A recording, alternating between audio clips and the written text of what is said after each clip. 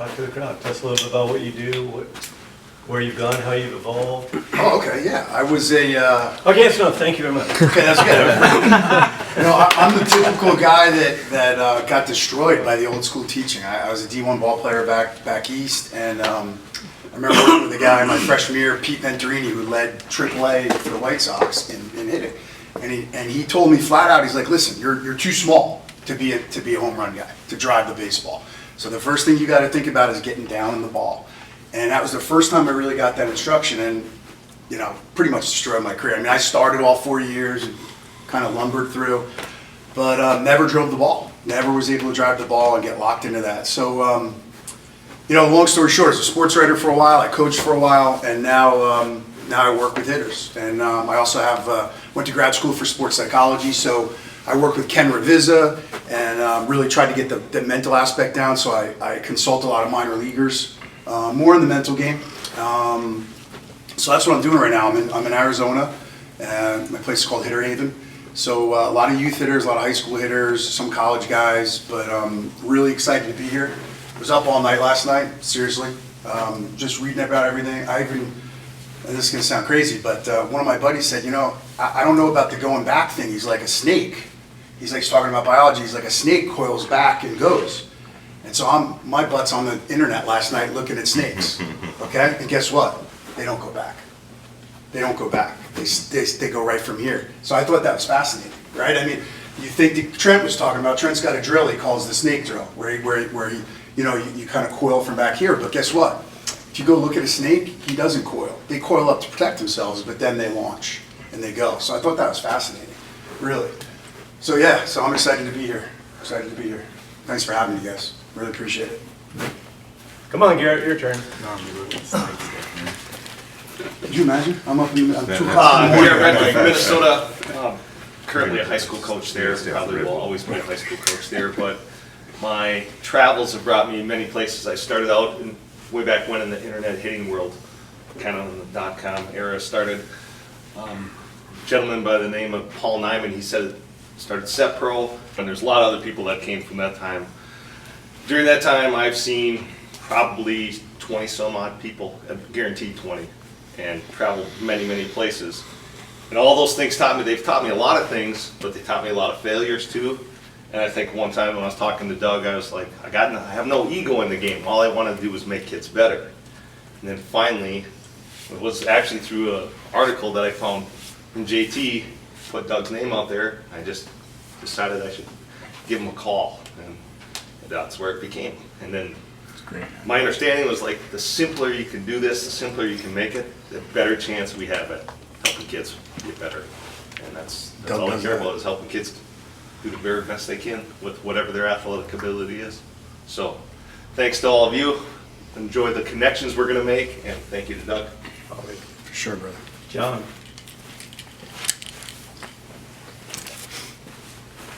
So I'm Jonathan Gellner. I'm Tulsa, Oklahoma, and I've obviously met you guys for the last couple of days, but about 2 years ago, started a podcast called Ahead of the Curve, and the main reason was just because I wanted to do more stuff like this, and I wanted to get to meet more people.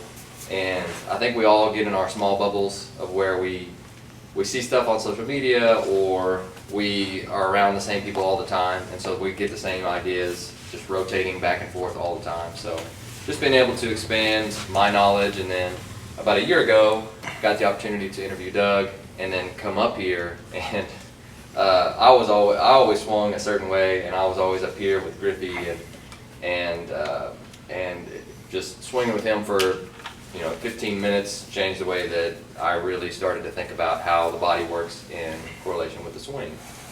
And so grateful to be here. Thankful for him, thankful for you guys being able to share so much information, because we're all here for the same reason, trying to make our kids better. And I appreciate you guys' time, and can't wait to see how well your kids do based on all the stuff that we talked about here today. Thank you for what you do, man. Really. Yeah. Really appreciate I don't think you what say you do. enough about that Yeah, really. selflessness of Unbelievable. John and Hyatt, that they're not self-promoting. Right. At all. They just put At the all. information out there. It's your turn, Matt. And where were you 15 years ago? I was 12. Shame on you, John. I was 12. All right, Matt Lawson, Missouri State University. Played there, played professionally for some time. Without the coaching that I got along the way, I wouldn't have had some of the opportunities that I had. And it was just a trickle down cycle of used coaching to get better. New problems came up as playing got more difficult. Sought out solutions to those problems. Doug was a major piece of that, and there's other coaches along the way too. But now I'm in a position where I can impact players, and so always seeking out, different ways and the best possible ways to make it easier on them, because the game's hard, and when you can impact somebody, especially in the batter's box, that sticks with them for the rest of their life, just like it has with me. So, I'm Cass Kreitlow. I'm from Minnesota. I know of Doug because of Garrett Retka. So, I was running a baseball facility in Minneapolis called Never Zargan Baseball, and through some people on the internet, I found Garrett, and then moved to San Diego at the end of October. So, that gave me an opportunity to drive up here about 3 months ago, and I came here hoping to learn a little bit about the swing, and of course I did, and kind of opened my eyes, as well as probably you guys have seen.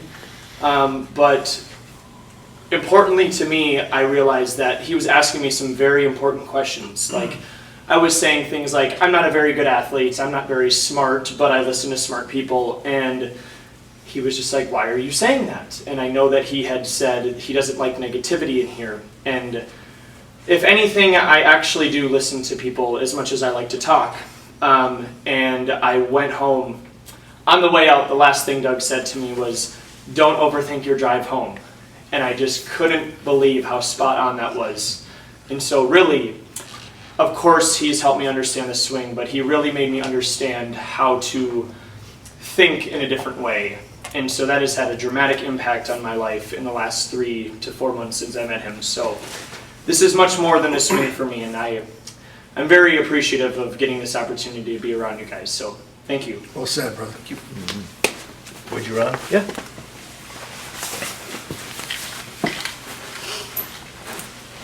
Ronnie Friedman from the University of Washington, and I'm a SoCal guy, kind of from down here. So kind of grew up in the game down here. Kind of grew up being just an athletic kid that played a lot of sports, and didn't really ever get taught how to necessarily swing correctly, I wouldn't say.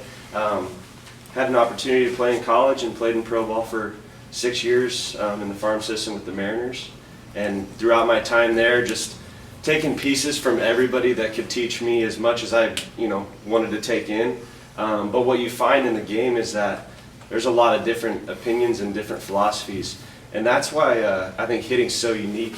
And one of the reasons I'm here is because I think it's important to understand what's out there and what's being taught, and try to take that and give it to your young guys, because every hitter is different, as we all know, and everybody's got different mentalities, different bodies, different ways of moving, or what they feel like is a different way of moving.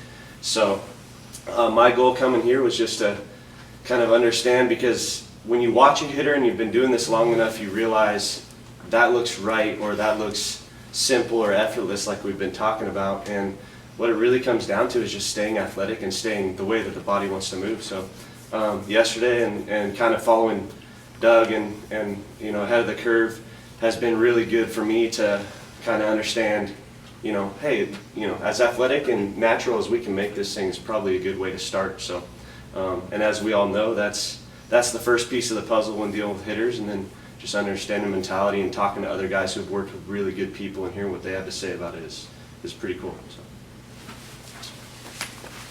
I'm up. Toby DeMello, Sacramento State. I got a little bit different perspective. I've been coming here since I was 10 years old or so. So I've kind of got to see the foundational level of it, and how everything's progressed, and From Doug's, like, I guess his first breakthrough was probably with Marlin in 2013. It's been really special to be. I kind of feel like been in a small piece of it. Just to see where he started and where he is now, and how much.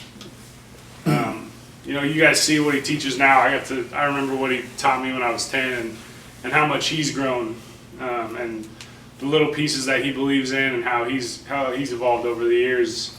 And I always remember that because I obviously am a little biased, but I consider him probably the best out there, and how much he's been willing to evolve and change kind of makes me realize that I always need to do that. And I think it's cool to be here, and obviously you guys know it's all about the players. So I appreciate you guys trying to get better, and I love this stuff. So. I'm Eddie Villegas. I coach up the road at Calu. It's a small D3. I met Doug about a year ago, and plain and simple, we changed my life, man. I tell every kid that comes in here, if I was you when I was 10 years old, and I came in here, it'd been a different story. I mean, got to play in high school and college. Showed up for a tryout in Mexico, didn't have room for me, but he showed me so much, and I apply to everything that he's taught me, like positivity, athleticism, the right moves, to when I coach my little kids and my college kids, and he's helped change my whole perspective of baseball, and he's like a mentor to me. So really pumped to be here, really pumped to meet Doug.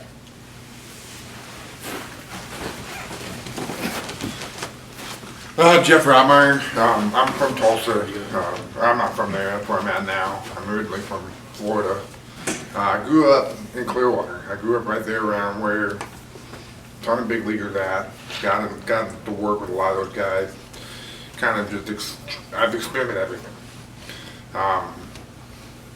Occasionally I would do something wrong and put something together and really drive some baseballs. So, but there was just a lot of learning along the ways, trying different things. I got on the internet world, the internet started coming out, getting on there, trying a lot of different things, agreeing with some things, not agreeing with some things. But I connected with Doug after talking more with Gelner about it.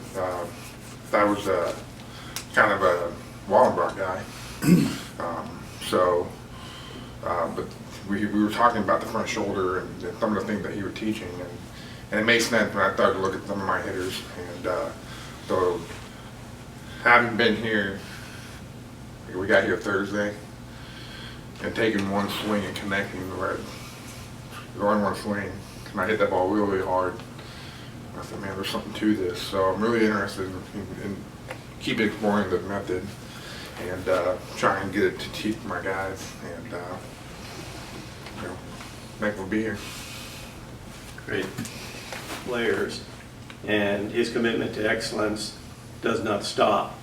And I think people look at, being able to take a good player, because they've got a lot of good players there, but he's been able to take good players and make them great. Develop culture and just a winning attitude. Jeff? Wow. I get up to that. Thanks, Doug. No, I appreciate it. And everybody knows the key to coaching, having great players. I mean, that makes you look great. I'm going to sit down. I'm sorry, I can't stand up. I'm too old and my knees are too bad. But I appreciate you having me here. Funny thing was, my wife's like, "You're retired. What do you need to go for?" It's like, I'm not going to pass up this opportunity to sit here with some great guys that have the same ideas, or you just want to get better, and I'm always trying to get better. I've screwed up a lot of hitters over the years. I'm first to admit it. But I tell you what, I was fortunate enough that I guess either I or Doug, I don't know, somebody married into the family, and we made a connection. And I was on the grassroots. I saw Toby come in diapers, I think, and start hitting. And it was pretty cool to be there and be part of that. And like I think I was telling John, just being a fly on the wall, coming in and just listening, probably changed my whole coaching career and probably the development. I mean, I don't think my son probably is where he's at right now if I that connection never happened, and just revolving and getting better was huge. How old was Delman Young in that? That kind of Oh, opened God, my Delman eyes. was 12 and 13. 12 and 13 when he first started coming in there, because his older brother, right, Dimitri, Yeah. was hitting in there, and just to watch them work with him as a, type of guy that I would get as a freshman was phenomenal. And I was very fortunate and lucky to be in on that and to watch the development, how they developed him as a hitter. And it was a pretty cool thing. I had a couple kids that were drafted their senior year, a kid named Cody Allen and a kid named Andy Lopez, way back when. But I remember working with those guys, and we were fortunate enough to have an indoor facility at the time. And we were working, developing, and I remember going over the T drill. We had a lot of T drills that I still use to this day that they were using with Delman. And there happened to be a Baseball America sitting on the table. And so I'm going through with the guys, and they were kind of, you're getting that resistance from them. I mean, they're reluctant and stuff. And I go, or I got this video, and I want to show you this video. And it was a video of Craig Wallenbrock and you working with Delman way back. It's old VHS or whatever. And I go, guys, you know who that kid they're working with? Go look at that Baseball America. He's on the cover. He was drafted first pick that year. Years later, a couple years later, and then from then I got instant buy-in and started really developing some hitters, and it was kind of a cool story. It was life-changing, and just everything kind of took off, and it's been awesome. And I know Doug doesn't need any self-promotion, but I've really believed in it from day one, and I've always talked about balance, hand path, and extension. That's all I talk about. Try to keep it simple. And that's all we just got to work on. And I had the philosophy of, if you're not going to hit, you're not going to advance. And I always wanted, that was my biggest goal, not to win games. Obviously, we all want to win, but I wanted to move guys on. I wanted to see somebody in the College World Series. That was always my biggest goal. And then guys started getting drafted and stuff, and it was pretty cool just to see that. But the funny thing is, my oldest one, Dylan, he's always been kind of reluctant.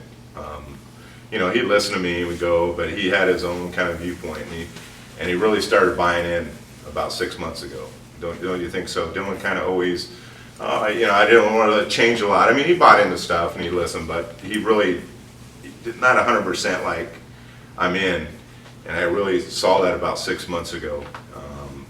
And he's had the best year he's ever had, and he just made the double all-star team. So that just says a lot of what could happen, and thanks to Doug and everything he's done for those guys and their influence. But thank all you guys for coming out. Appreciate just to be here sitting with all you guys, and it's really an honor.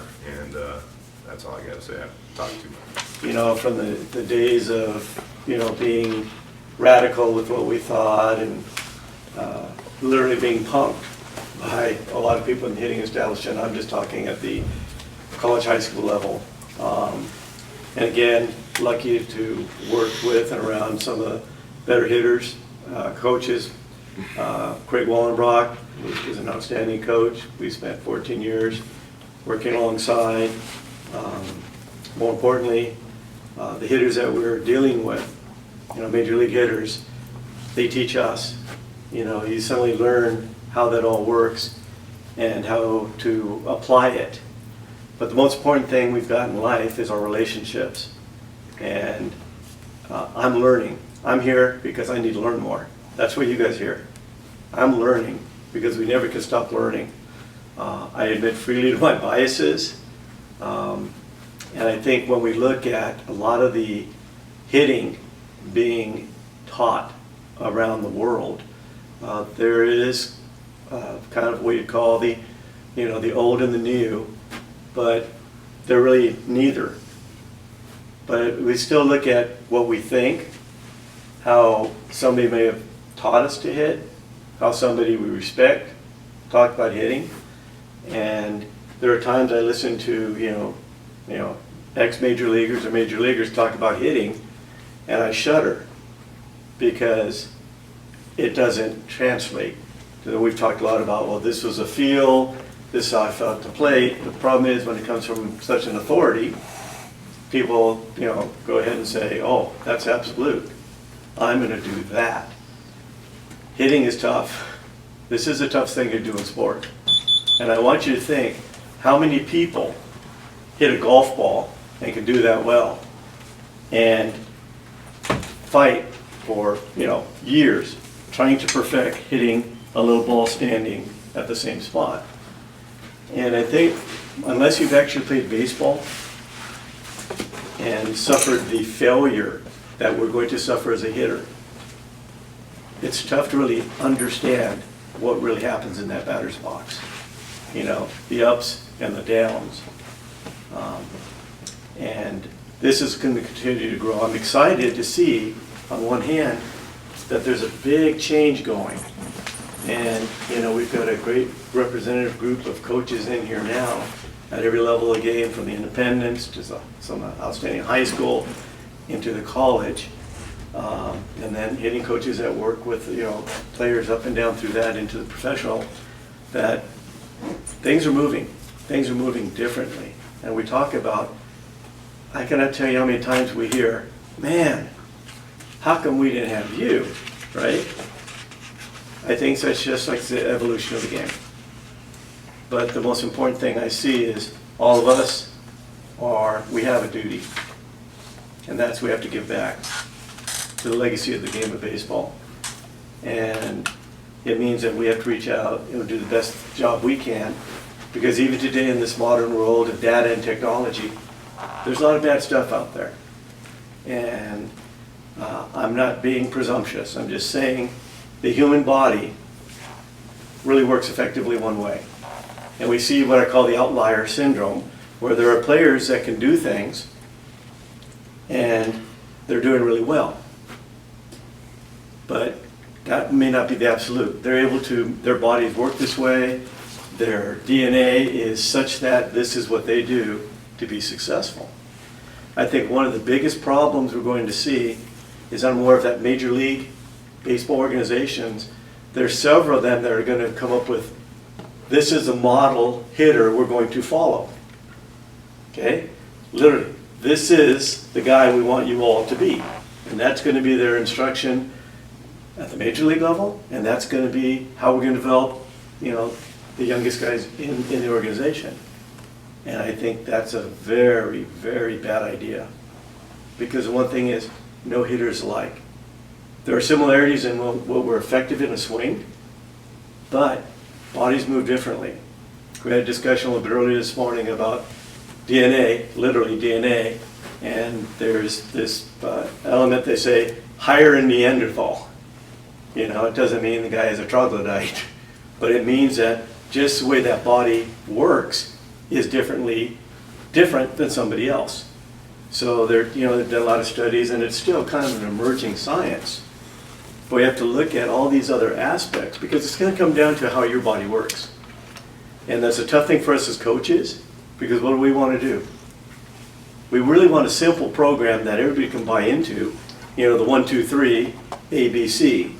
And the trap that a lot of hitting coaches fall into is you have success, and a hitter just goes through the ceiling. But as every hitting coach in here knows, that what buoys us is our successes, but for every success, we're going to have a scuffle too. And it's tough that you have to understand that not everybody's going to be able to move up the next level, whether that be into high school to college, college into pros, every level of minor leagues into the big leagues. But that doesn't mean you don't stop trying to do the best you can. There are so many other variables involved, but the learning has to start, and it never, ever ends. But again, we want to be able to carry a player from the youngest all the way up. And yesterday we saw those kids on the tee, right? They're all swinging around and hitting the ball, and that's intuitive. If I bring someone off the street, hand them a bat, say hit the ball, I would probably bet a lot of money that they're going to bring that barrel around to hit the ball. Whether they've seen it or the perception of it. But when we've got to change fields and understanding that the minute we start doing that, the body's doing other things, and probably not to my best benefit, that we've got to kind of work against what's natural to the body. And we've talked about, we always pick on human reaction, human nature, surprise back to my shoulders. Even when I'm feeling good, where do I want to feel it? I feel my strength here because it's very evident to me because it's close. It's like, yeah, but I don't feel the strength here. And this strength far outweighs anything I can do up here. But I look at them as support mechanisms. Without this has to work alone. And we talked about, people use terms like dissociation, separation. I'd say the body works best working in concert. And we've talked a lot about the vision and everything else. God, I want to thank each and every one of you. I've had long relationships with some of you, and I'm developing new relationships with most of you. And, I want you to understand that we have to feed back. If we're working forward, we're making players better. We're not going to make, 100% adjustments or successes to every hitter we talk to, every player, because sometimes it goes a lot beyond just hitting. But the one thing that we want to reemphasize, this came up a couple of times in the conversation, is no negatives. And I'm not talking being Pollyannish about this. Like, oh, hey, great, you struck out 3 times, tomorrow, another day. No, we have to find a way to reprocess how we handle failure, because we are going to fail. And nobody understands in baseball, I can do it right. I can absolutely hammer a tough pitch, and I get no statistical love. It could be a 3-2 pitch, and I hammer it, bases loaded, game on the line, and I do everything right, and I hammer a line drive, center fielder pulls it off the fence. We saw that last night, right?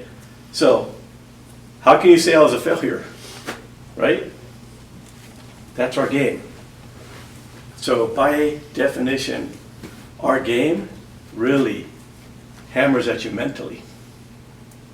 And it's really difficult to try and keep that emotional and mental balance we need, not to mention the psychology of that. And we're going to pick on Jason a little bit later too, to spread his words of wisdom, because he's gone through obviously training and some applications of it that will probably be helpful to all of us too. Without further ado, Neil Walton, your turn up on the... All right, well, my name is Neil Walton. I've played shortstop at Cal State Fullerton. I was a pretty good defender, and I was a talented player.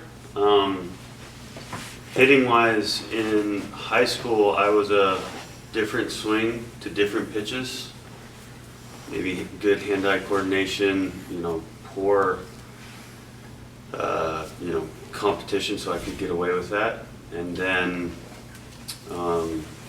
so different swings, which then getting into college where the competition was a little tougher.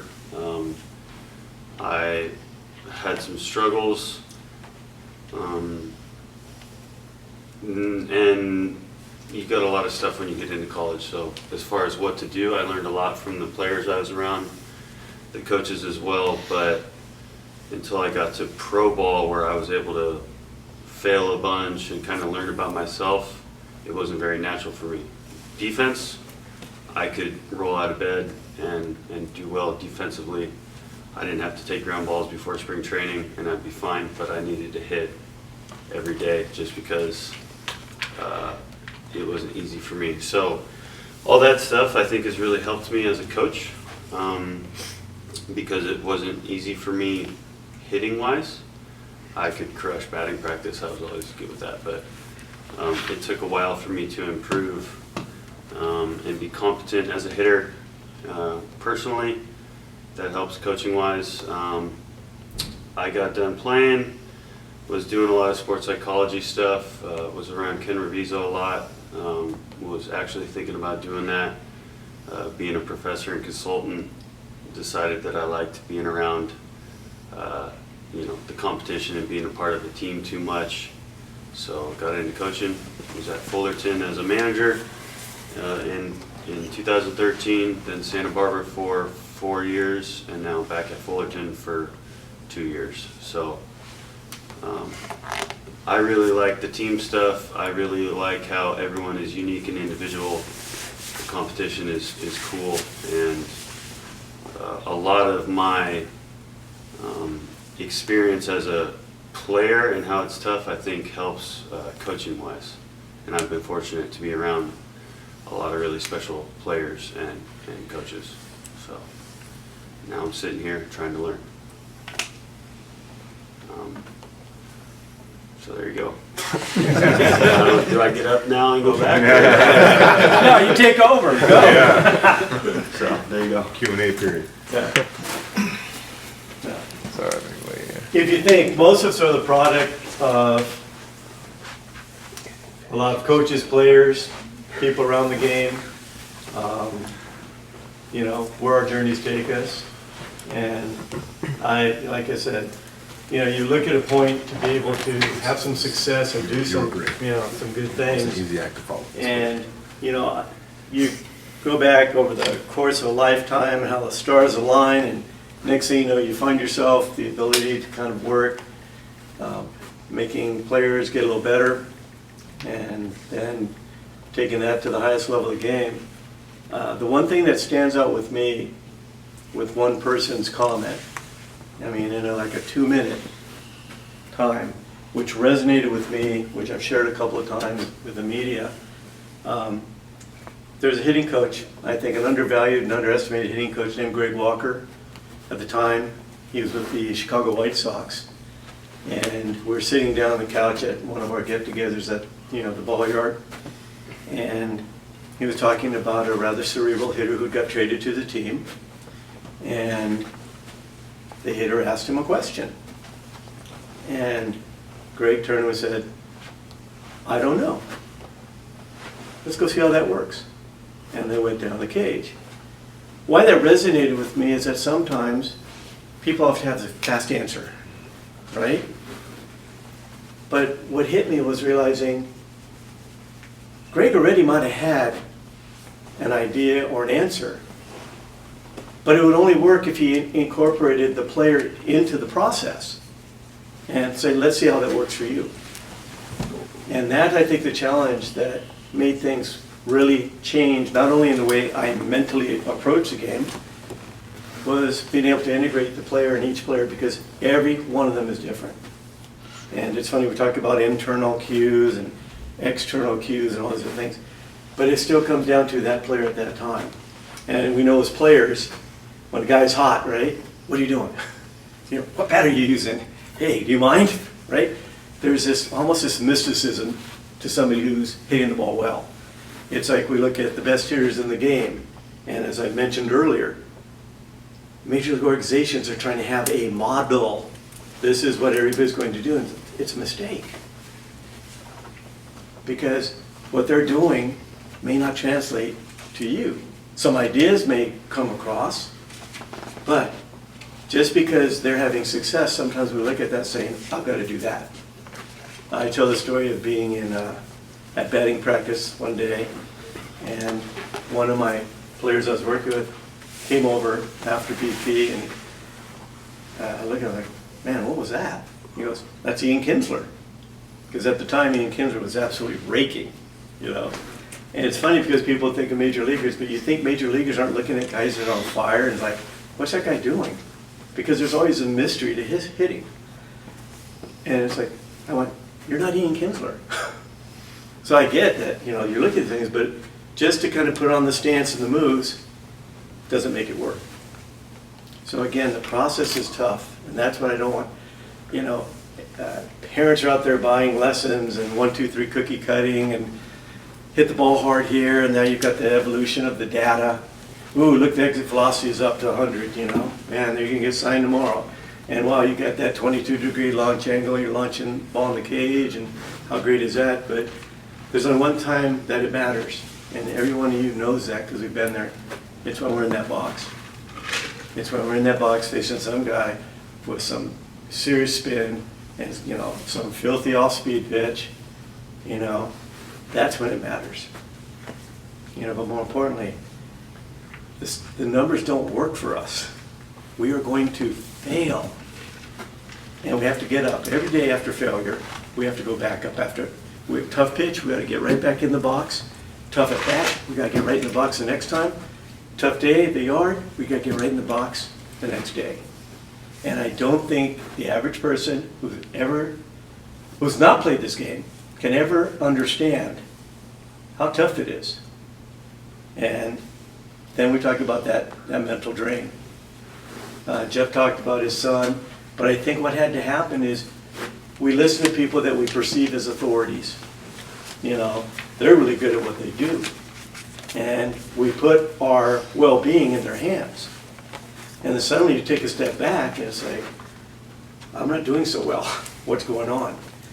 And there's a point of what I call buying in. There's also the process of, you know, your relationship with your players. But it starts with communication. And my communication with every player is going to be different. You know, their personalities are different. And as coaches, we're the adults. We have to change. We can't sit there and say, you're going to do it my way. This is how we run things. I think that's where coaches learn, even like in a head coaching position, fail. We have got to adapt. We're the adults. We have to adapt to them. They don't know how to adapt to us. They may not know how to adapt to us. You know, we have to keep fresh. We have to keep going. We have to be able to reach these young men, these boys. So, that being said, we think about concepts like timing. You know, we hear all the common phrases, get down early, right? I hate that. We talked yesterday, get down early. What does that mean? It actually puts the wrong connotation in my mind. That might work for somebody. But to me, I think more people get tripped up by that because it's like, get down early, get your foot down early, right? Which then becomes, we've talked about, front side move, which not going to help me. It's actually going to blow up my timing a little bit because if I have a front side move, am I going to race timing or am I going to hover timing? I'm going to race because I'm here ready. I'm in the contact point from here, from field, rather than a contact point from here with these. Does that kind of make sense? But we have to say, what are we here for? What level, what are we trying to do? So it's really kind of easy to say, I'm building a foundation. You know, I'm taking that to another level. You know, trying to see where hitters are. And I remember a statement made to me from another hitting coach. You know, I knew him well, so I was being a little bit critical of what he was teaching. And he just turned to me and he said, well, you know, this guy can do things, right? And you think how many infielders you played with, great infielders, right? Soft in the hitting department. Why? You realize the athlete's there. The motor's there. You know, it's just running in the wrong direction. You know, so that being said, Jason, give us a little bit on sports psychology. Ken Revizza was my grad school, one of my grad school mentors. I went to Temple University and studied under Dr. Sachs for a while. But, you know, I think it's interesting. One of the things that I loved about Doug that really got me, not just in the physicality of the swing, but from the mental side, is balance, right? Let's talk about balance. You know, being balanced in the swing is great, and it's essential, but are we balanced mentally and emotionally as a hitter? I mean, I think you can see it as a little kid all the way up. This is the toughest game in the world, period. Period. It's the toughest, but what are we doing from a mental side to get hitters ready to go? You know, a big thing that I teach my hitters are, you know, what are we doing in the dugout to get ourselves ready to go? So I'm a big peak state guy. I think that, you know, we talk about the zone and flow and things like that. It's not an all or nothing thing, okay? You're not either in the zone or out. That's a big misconception. You know, it's something that you can feel and get to a point where, okay, are we getting space from our emotions and our thoughts? Because we can't, you're not always going to be like, I'm going to rake today. I'm there. You're not going to always feel that way. So how are you going to perform when you're not feeling that way? That's the key. That's what makes a great hitter. Can we perform when I have a lot of questions, I'm not really sure if I can do this, right? Can we get grounded in our process? So as a hitting coach, I think that we can start using things to get our hitters ready to do that, to create what I like to consider an optimal environment to perform. Okay, so everybody's got their own internal landscape. Doug's got his, You know, Jonathan's got his. What do we have to do? Are you an overactive thinker, right? Are you a guy that really feels in your gut? So what I like to teach my students is we talk about breathing, and breathing's one good step. But get into a process, just as you have a routine as a hitter, have a routine as an inner hitter. So what are we doing in the dugout, right? Don't just, okay, oh, John, you're up, let's go, man. And then you're in the hole and you're ready to go. What are you doing? Let's think. Are we taking our breaths? Are we checking in? How am I feeling right now? Am I too amped up? Do I need to slow my breathing out? Am I not amped up enough? Do I need to pick my breathing up a little bit? So self-awareness is huge. Are we teaching our hitters to be self-aware? Not just, okay, what is he throwing? But what am I feeling? Am I ready to compete right now? Am I ready to get in there in a good, balanced environment physically and mentally, where I think that if you start, the big thing is hitters try to start on the on-deck circle, right? They try to get themselves locked in. You gotta, to create a peak state, especially in hitting, right? Because let's talk about, like, if you're Steph Curry. You're playing the game, you know, you're on fire. Everybody's, we got any hoops guys out here when you're just banging, right, all day long. But you got the flow of the game. As a hitter, you're only hitting for, God, it could be 30 seconds to 3 minutes and you're out, right? So you've got to pave the way before you get there. You can't get in here and expect to be ready to go. You got to be paving a way, right? Way before that point. So for me, it starts in the hole, okay? Start your breathing in the hole. What are your thoughts? Let's not get attached with thoughts. Maybe we stick with one thought, right? Balance. Maybe balance is your thought. What's your plan? Know your plan, okay? If we're looking maybe inside half, or this guy's pounding inside, okay, let's keep it simple. But have your process. Okay, every hitter's gonna have a different process, like we talked about. Doug says individuals. Every hitter's gonna have something different. So start in the hole, then you go to your on-deck routine. What's your routine, right? What's your routine? Are you feeling your breaths, maybe having the one mantra? I talk a lot about getting space. Doug talks about spacing here. You're not your thoughts and you're not your emotions. That's a big thing for an athlete. The best athletes I've ever talked to or worked with, they can create space. So I'm not my frustration. I'm not my fear. Get space on it. Get space. You're feeling that, but that's not who you are. You know how you know that? Because it goes, right? Right? You get angry, it goes away. So you can't be your anger. You got to be able to get space. So one of the things I teach is that like hitting is more of a mindfulness activity. So if you can actually create a little space when you're hitting from your thoughts and let them pass. Okay, Sean Green, you guys remember Sean Green? Wrote a great book, hit 4 home runs in a game, great hitter. He studies Zen. I studied with Ken Viz. I also worked with a Zen monk for a while, believe it or not, a former Zen monk, just to try to get perspective. And the one thing he taught me was about creating space. And it's a great book, The Way of Baseball, Sean Green. And he talks about how he actually became a great hitter when he used the tee as a meditation tool. So he would start breathing, put the ball down, and then he would inhale on the load and exhale on the swing. And he created a mantra for himself, okay? And that's helped to pave the way to get into a peak state. So there's one thing that he did. Great book if you ever want to read it. I mean, it's really good. So that's the big thing I teach is how do we create space? Does anybody here meditate? Okay, Jonathan, you meditate, right? It's a big thing in athletes now. I mean, most athletes are doing something other than just visualization or progressive relaxation. Meditation's huge because it helps you create that space. Create the space. You know, when you're in a traffic jam, can you calm yourself down? That's what I tell my athletes all the time. Well, I don't have time for the mental game. Okay, great. Your whole life is a mental game, right? So if you're in traffic and you're getting pissed off, can you calm yourself down? Can you find a way to get calm? Because if you can't do it there, how the hell are you going to do it in a ball game in front of 8,000 people? You're not. So start with the small things. Okay, my girlfriend pissed me off today. Can you get some space from those emotions? Can you create a little space there and let those pass and just observe and say, okay, I'm angry, but I'm not my anger. Let it go. So I think if you can start there in your everyday life, man, you'd be surprised what a foundation you create. And then you're able to get in a ball game and get in those situations and start finding space and creating that internal environment. Well, hey, I'm balanced in my swing like Doug taught me, and I'm also balanced inside. So that's pretty much what I teach in a nutshell. I don't want to bore you guys, but yeah. Is anybody bored? No. So I think We have talked about that. Okay. Remember what he just did? What did he just do? What did you just do?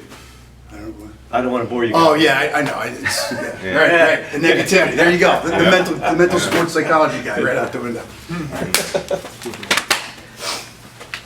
That's great. And again, so many simple things. That's why I said balance is more than just a word about physicality. It's huge. One thing, like I said, we talked about timing. And thanks, man, you led right up to it. We're in the dugout all the time, man. And the thing is, we have the ability to do things a pitcher can't do. We can sit there and begin our dance. We can get rhythm and timing. Every time he gets up, it's more between innings. Every time he's pitching to one of my teammates, I can be dialing in his timing. And it doesn't have to be a full-on move to timing. It can just be the feel, go. So I can be actually having a conversation, yeah, man, that was a tough play. But at the same time, I'm focusing on my go and just letting it get built in. So by the time, like I said, by the time you're in the hole and you're coming up at the bottom of those steps, it's like, maybe like, before I get to the plate. By the time I get to the plate, I've had, unless I'm the leadoff hitter, and I've only had 8 warm-up pitches, I've had time already kind of lock in a little bit of a timing move. Make sure everything's right, you know?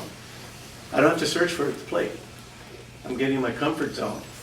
And suddenly realize, you know, we've all got, has anybody ever been uncomfortable at the plate? Yeah, right? That's the worst. You know, then, like I said, it's like fake it till you make it. But I realize, why did that start that way? You know? I should be able to work through that most of the time. I'm not going to say things don't happen. But, as JP said, at that point, step back, relax, I'm good. I'm prepared. I did what I needed to do. But the thing for a hitter is to be able to turn and realize, at this point I'm in here, all the work's done. The process is 100% behind me. It's going to work if I let it. Our mind will take us to catastrophe. You know, something happens, next thing you know, my life's over. You know, think of the smallest problem you think you had, it's like we make it worse immediately. So it puts us in a point of tension and frustration. And it's the same thing I tell my hitters. You are not allowed frustration when we work. I see frustration, you gotta get out of the gate. Because I cannot resolve an issue if I'm frustrated, because I'm emotional now. And I'm not saying you have to be a rigid, you know, robotic beast. No, it's just a matter of just control it. Okay, I'm okay. So a lot of times I tell people, okay, step back, like, I'm okay. I've done this 1,000 times. You know, I'm good. Because we get this little irrational thought, and next thing we know, it pushes us right off the precipice, right off the cliff. And we come back and like, what happened? So the tough thing about psychology is it's individual too. And that's where you get a guy who says, this is what I do. And it's like worse than hitting. Because now we're deep in a human consciousness where you've got to tell, you know, 8-year-olds have it too. And you can kind of really start 10-year-olds, you can start them thinking, but you're not going to have that full depth. But begin their walk up the staircase. But the way we process information and the way we feel, we've got to find that works for us. You know, we've talked about, you know, space. One guy's idea of space may be completely different than the others. Great point. And then what we try to do is we try to grasp onto what you're saying and say, I want that space. Like, tough thing is like, you got to find your own.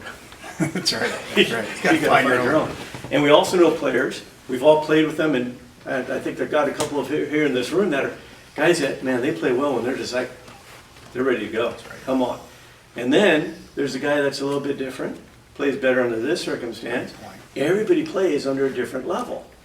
When we train, a lot of times, I cannot share the blessings I've had to work with some of the players I have because they're my best teachers. They're my best teachers.